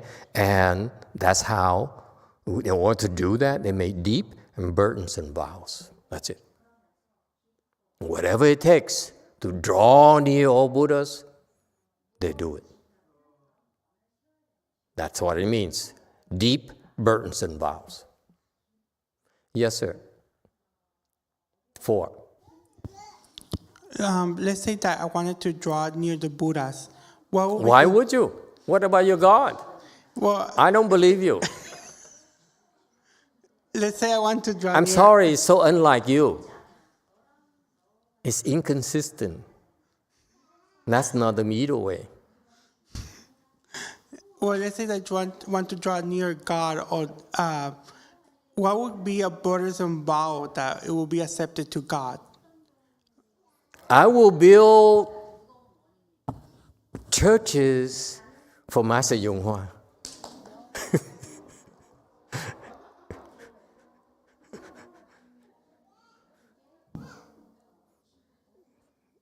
You want more vows? I'm teaching you only the quintessential middle way vows. Okay. 457. In order to cultivate blessings through their deeds. 同修福业 Another key concept here. You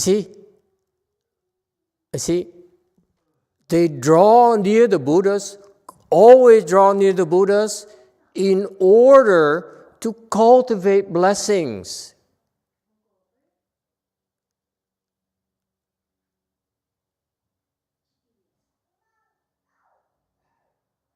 By doing, not by talking. What have you done? Stop talking about it. Just do. And do more consequential, burdensome deeds. Okay? That came from very deep in your heart, these aspirations that no one can possibly understand. And that's how you cultivate blessings.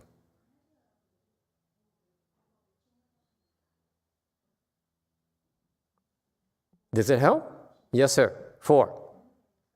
Master, are they missing the translation of the word Tong?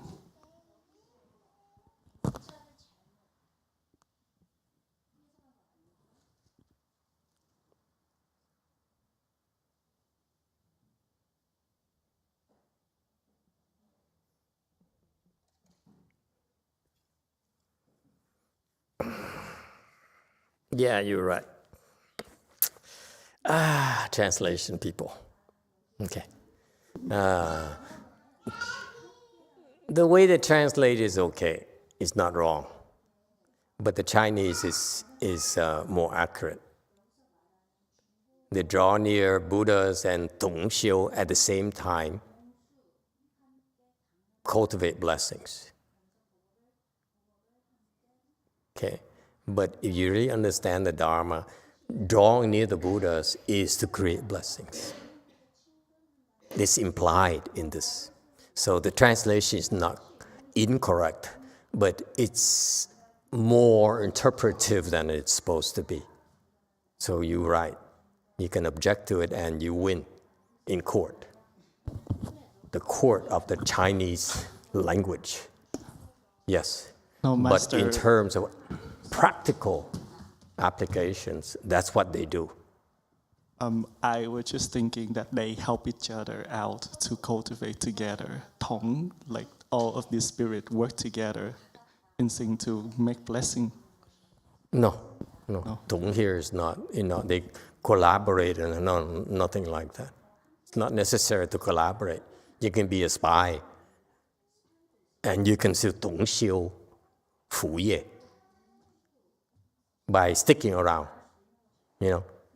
doing your spy stuff. Do you have a question, spy? You just said when you draw near good knowing advisor, it means you are creating blessings.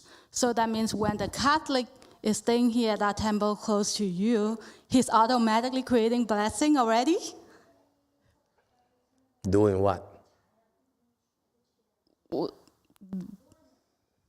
Being here. Well, that's what you just said. Oh, so it doesn't work? There's not details to that? He only makes vows to be near God. But he is What close vows to... do you have to make in order that's burdensome, that's deep, in order to be near? You're missing the point. The point is you need to make deep, burdensome vows in order to be around, to be drawn near, okay? And always cognizant, never forget that is to cultivate blessings by doing something instead of talking. Yes, too. Thank you, Master. I think Daniel did make a burdensome vow and cultivated blessings by getting the bathroom cleared so that his tenants could go to the bathroom, and then the blessings he received was getting here to temple. So I think he found a middle way and helped people in the process. Clearly, he's not a good advisor. 6. Thank you, Master. So how do we know when we ran out of blessing? How do you need blessings? How do we know when we ran out of blessings? Like you feel miserable when you're at the temple. So I don't like it here. I hate Master. That's the bottom line. When you are at 0, before you get into the reserve range, 50 miles left. Happens to me every often. I always drive down to bing. 50 miles left, and now I have to find for the nearest gas station and pay through my nose. Okay? You know you're in trouble. Like you at the Buddha's place, been hanging around, and one day you said, I hate Buddhas. I can't stand Buddhas. That's when you know you're in big trouble. Buddhas are the most lovely beings. So are the good advisors.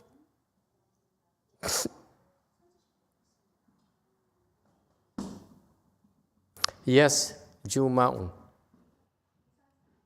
하나님 메시지 확인해 주세요. 가르침을 주지 않으면 집에 가겠다고 한 게 첩의 태도지 친근이 아님을 알겠습니다. 가르침을 달라고 한 게 거래지 친근이 아니었습니다. 감사합니다. 가깝게 친근. 네네 메시지 보시면 네네네.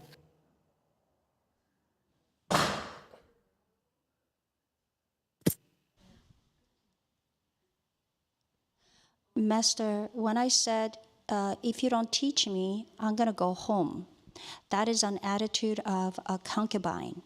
That was not, that's not the true showing of a draw near, good knowing advisor. She stole it from me. Like yesterday I said, I'm woman. Now she's saying, I'm concubine.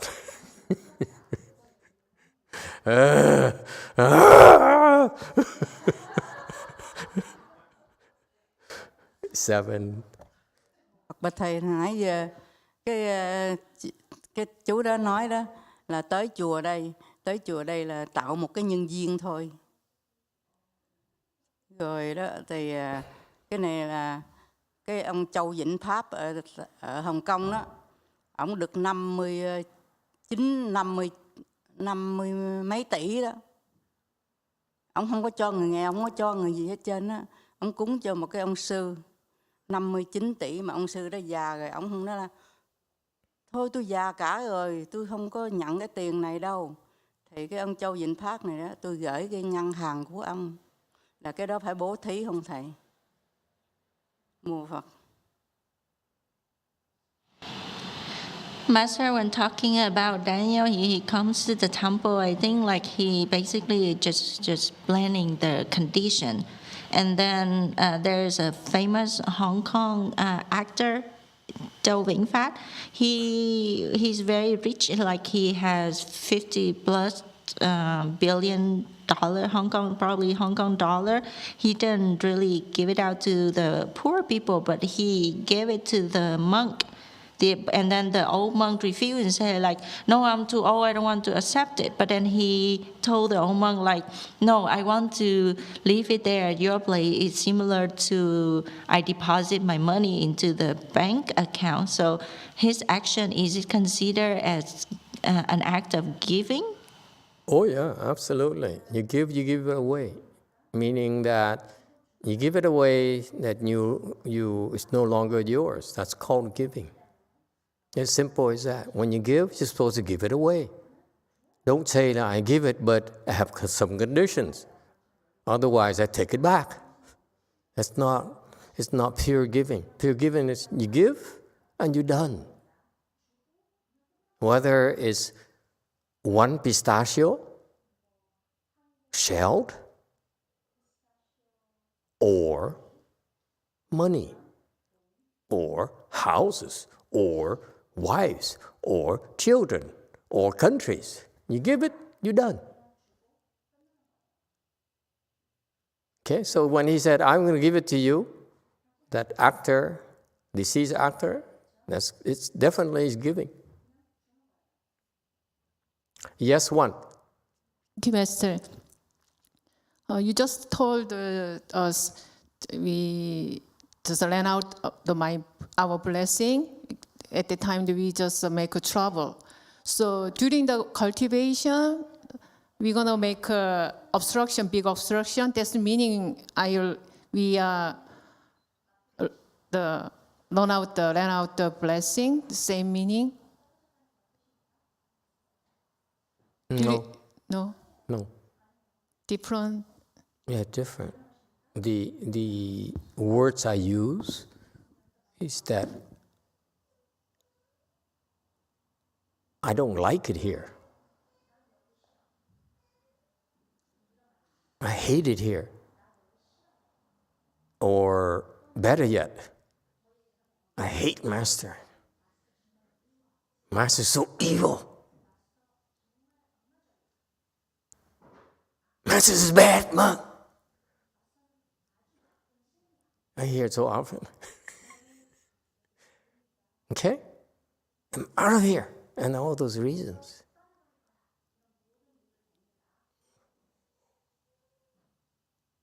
And maybe it's a good thing. But what I meant is that you ran out of blessings to be able to stick around. It takes a lot of blessings to stick around. Let me explain to you. There's a lot more behind this always draw near all Buddhas.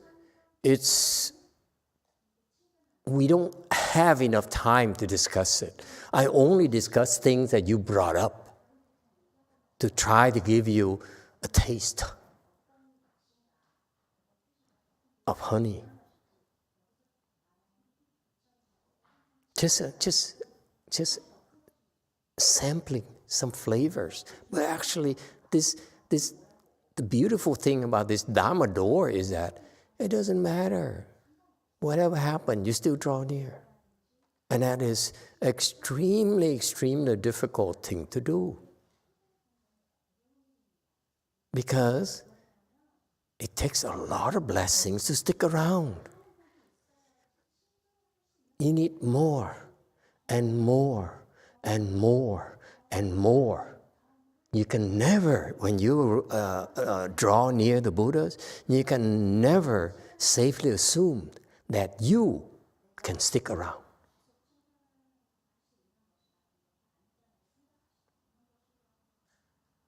It's fatal for you to assume that you can stick around.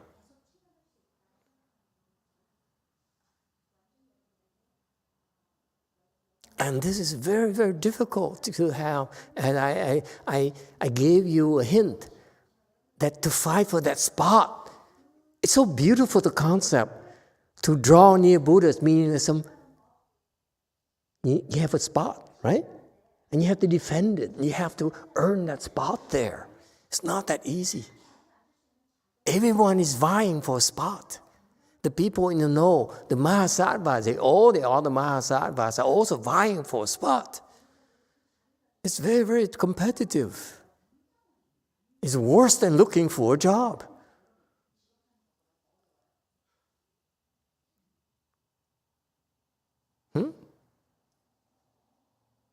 It's beautiful. So that's why, you want to be able to say, keep it simple in a way you can understand. You have a cushion there, okay? It's no guarantee you can sit there again next week or tomorrow. That's how tough it is in this environment.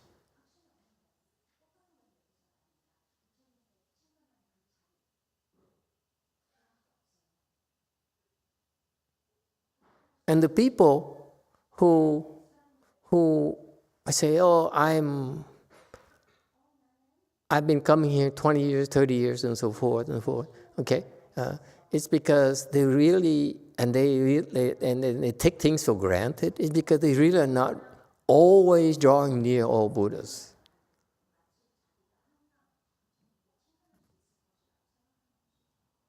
To draw near all Buddhas here, this action, this phrase here, it is so difficult thing to do. Give an example. To be near Buddha, you will find tests that will throw you out immediately. Like YongHua, that Chan monk who saw the Huineng, who is enlightened, who came to Master Huineng and said, okay, I need certification. Master Huineng, you're right, you are enlightened. And then YongHua says, I'm out of here. See, YongHua, who was an enlightened monk, pretty good level of enlightenment, and yet he says, I'm out of here. And we're not talking about a known Buddha yet. No one knows. There's no proof that Master Huineng is a Buddha. I feel he's a Buddha, but what do I know? Okay? But at a person level who's not even a Buddha, even an enlightened monk who has wisdom, who has blessings, cannot stick around. Because if he stuck around, YongHua would be so much better off. Because it's very difficult to stick around.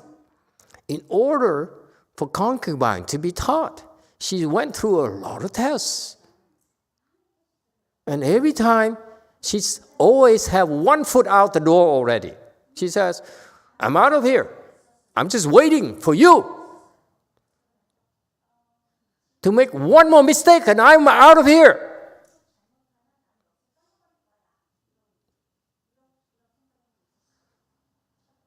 And that's cultivation. It's very difficult to stick around. And this is just a temple, just a Buddhist temple. Imagine you have the Buddha's palace, the Buddha's teaching, and you are near there. What do you do? What is your role there? What gives you the right to sit there when many people are also wants that spot right there? It's so competitive. You constantly have to justify your existence by cultivating blessings. You need to do things to protect that spot right there.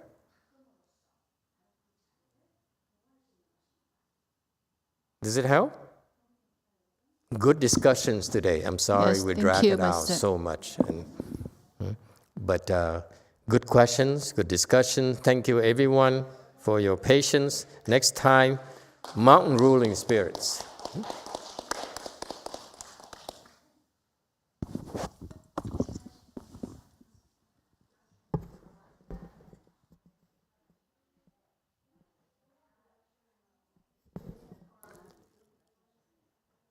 Oh yeah, announcements. I don't know where I'm going to be next week. But I won't be lecturing from Wei Mountain Temple next week. Is that what you want me to say? Okay, very good. Everyone gets it. For safety reasons, no one knows where I'm at.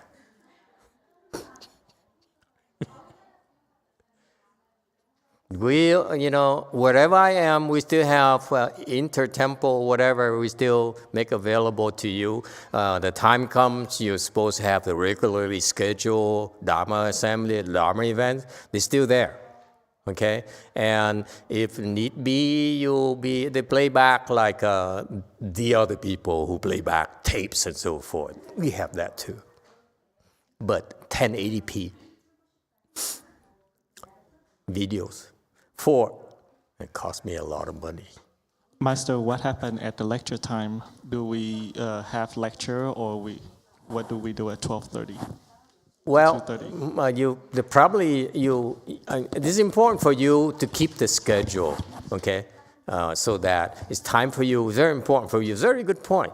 Good question there. When it's time for you in your daily lives, to go to the temple and listen to the lecture because I'm here, you should do the same thing too. Even if you cannot make it to the temple because the master is no longer there physically, anyone? Duh! Okay, so you still reserve the time. Okay, whether you're at home, tune in to YouTube, whatever, because at that time here, physically at the temple here, we will play the video or port it over or whatever, and you still should ask questions if it bothers you. Unfortunately, it won't be as lively as if we were able to interact and ask questions back and forth. Okay, but at least seize the opportunity to ask questions. Okay? That's very important, not only for you, but for everyone. This is why that monk sacrificed everything, those 2 monks sacrificed everything so that they can go to the Buddha, listen, and they have a chance to ask questions. But I put it that way for you, but when you see the Buddha will speak Dharma that will address your problems. That's why it's so important to go see the Buddhas and be near Buddhas. Every time the Buddha opens his mouth, it's to address your question. It's an incredible opportunity. Because otherwise, without that, you keep on making mistakes. Okay. So, but anyway, so in summary, that we'll stick to the schedule because you don't want to lose momentum. It should become a habit. The habit is to listen to the Dharma, learn from the Dharma. That's why we're having all these infrastructure, all these equipment to make it available to you. Okay, very good, thank you.